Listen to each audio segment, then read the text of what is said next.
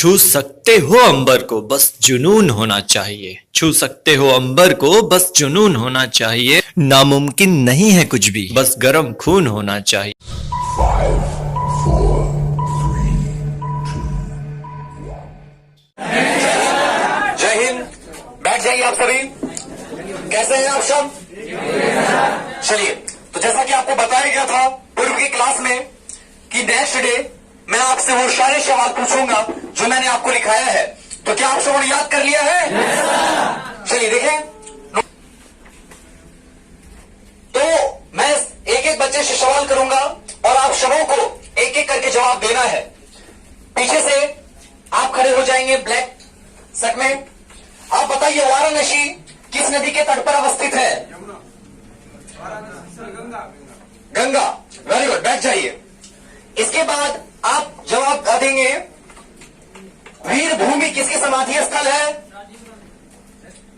राजीव गांधी की। Very good, बैठ जाइए। इसके बाद आप बताएंगे आप संगम शक्ति स्थल किसकी समाधि?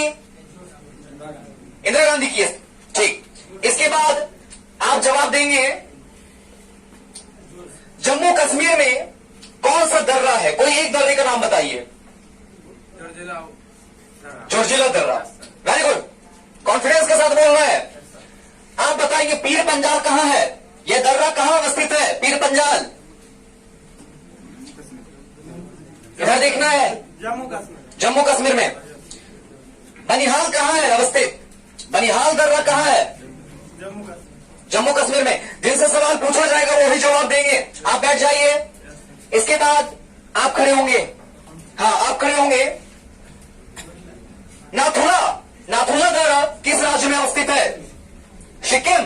वेरी गुड, बैठ जाएंगे।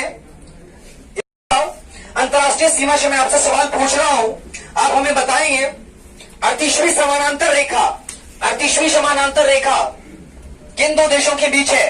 उत्तर कोरिया, दक्षिण कोरिया। वेरी गुड, बैठ जाएंगे। इसके बाद आप बताएंगे मैं हिडनबर्ग रेखा किन दो देशों के बीच है? जर्मनी और पोलैंड। वेरी गुड, बैठ जाएंगे। इसके बाद आप बताइएगा रेड क्लिफ रेखा। आप बताएंगे रेड क्लिफ रेखा किन दो देशों के बीच है? भारत, चीन। क्या आप सही बोल रहे हैं? भारत, पाकिस्तान। भारत पाकिस्तान। क्या ये सही जवाब है? वेरी गुड, बैठ जाइए। इसके बाद आपसे नेक्स्ट सवाल पूछा जा रहा है।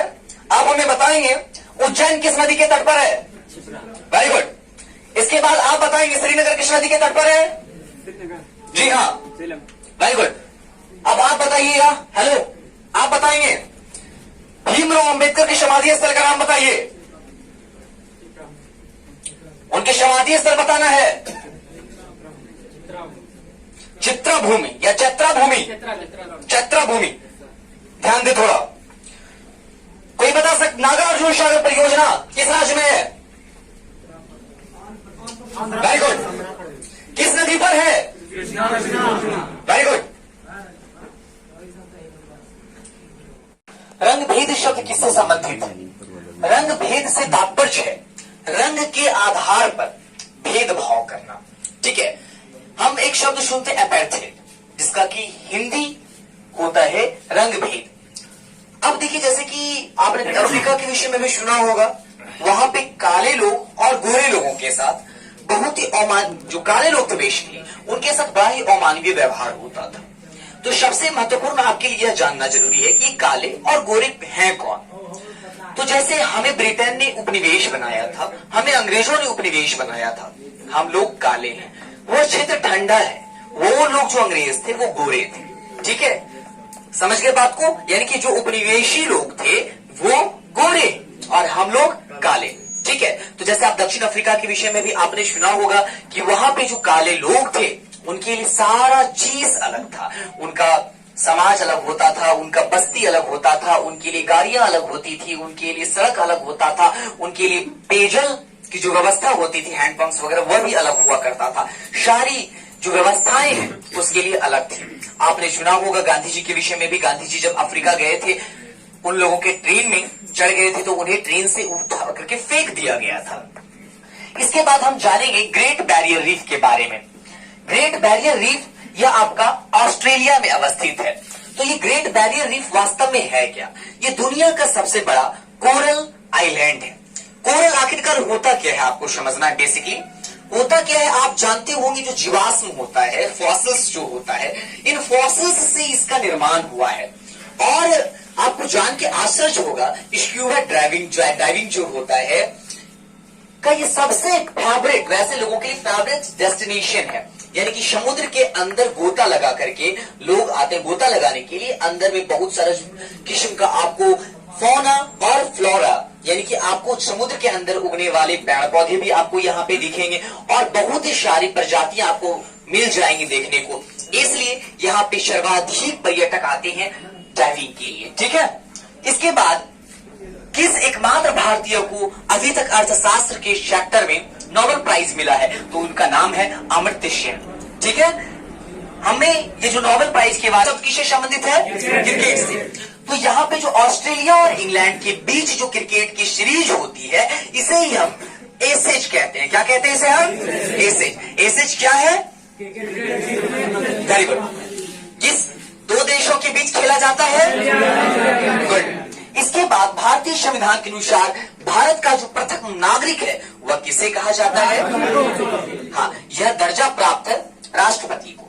इसके बाद आपको मैंने लिखा है नालंदा विश्वविद्यालय का संबंध किस धर्म से है? तो ये बौद्ध धर्म से इसका संबंध है। बौद्ध शिक्षा का यह बहुत बड़ा केंद्र हुआ करता था। यहाँ पर विदेश से लोग आया करते थे पढ़ने के लिए। विभिन्न विदेशी यात्री यहाँ आए बौद्ध शिक्षा ग्रहण करने के लिए। ठीक है, और इसके बारे में आपको बताया था मैंने कि नालंदा विश्वविद्यालय और भागलपुर का विक्रमशिला विश्वविद्यालय दोनों समकालीन था, कंटेम्पररी था। मतलब क्या है? दोनों एक ही काल का है। नालंदा विश्वविद्यालय की भव्यता के विषय में आपको पहले भी हम बता चुके हैं कि यह इतना विशाल था कि करीब इसमें 10,000 विद्यार्थी शिक्षा ग्रहण करते थे और करीब उन्हें पढ़ाने के लिए 1500 शिक्षक हुआ करते थे। आपका नामांकन यहाँ इसी शर्त पर होता था, जिस विषय का आप अध्ययन करना चाहते हैं। अगर आप गणित का अध्ययन करने के लिए जाने वाले हैं वहां, तो आपको गेट पर ही प्रकांड विद्वान मिलेंगे, वो आपसे सवाल करेंगे। और अगर आपका जो अंतिम पॉइंट है वह है नालंदा विश्वविद्यालय का संबंध किस धर्म से है? इसका संबंध बौद्ध धर्म से है। जैसा कि आपको मैंने पूर्व में भी बताया है कि विभिन्न विदेशी यात्री यहाँ पे बौद्ध धर्म की शिक्षा को ग्रहण करने के लिए आए थे। इस संदर्भ में मैंने आपको वेनसांग के बारे में भी बताया था, मैंने आपको फाइयान वगैरह के बारे में भी बताया था। नालंदा विश्वविद्यालय जो है भागलपुर का, विक्रमशिला यूनिवर्सिटी और नालंदा यूनिवर्सिटी दोनों समकालीन है, कंटेम्पररी, यानी कि दोनों एक ही काल का है। इसकी भव्यता के विषय में मैंने आपको बताया था, यह इतना विशाल था कि इसमें करीब 10,000 विद्यार्थी शिक्षा ग्रहण करते थे और उन्हें पढ़ाने के लिए करीब 1500 शिक्षक हुआ करते थे। साथ ही साथ यहाँ पर क्या था कि जो बच्चे जिस विषय का भी वहां अध्ययन करना चाहते थे, तो उन्हें दरवाजे पर ही उस विषय के प्रकांड विद्वान से सामना होता था, उनसे सवाल पूछा जाता था और अगर वो अपने जवाबों से शिक्षक को संतुष्ट कर पाते थे तो ही उनका नामांकन होता था। समझ गए? इसके बाद इसका जो लाइब्रेरी, इसके बारे में कहा जाता है जब इसमें आग लगा दिया गया तो 6 महीने तक लाइब्रेरी में आग लगते रहा। तो इस बात से भी आप अंदेशा लगा सकते हैं कि कितना विशाल पुस्तकालय रहा होगा। अब इस विश्वविद्यालय का जो खर्च है वह कैसे चलता था? राजा के द्वारा जो जमीन हुआ करता था वो दे दिया जाता था, यूनिवर्सिटी को दान में दे दिया गया था। वहां से जो कुछ भी टैक्स कलेक्शन होता था उस पैसे से इनका सारा खर्च चलता था। ठीक है, और जो भी बच्चे यहाँ से पढ़ करके निकलते थे उन्हें समाज में बहुत ही ज्यादा सम्मान अर्थात प्रतिष्ठा मिलता था। Thank you for watching.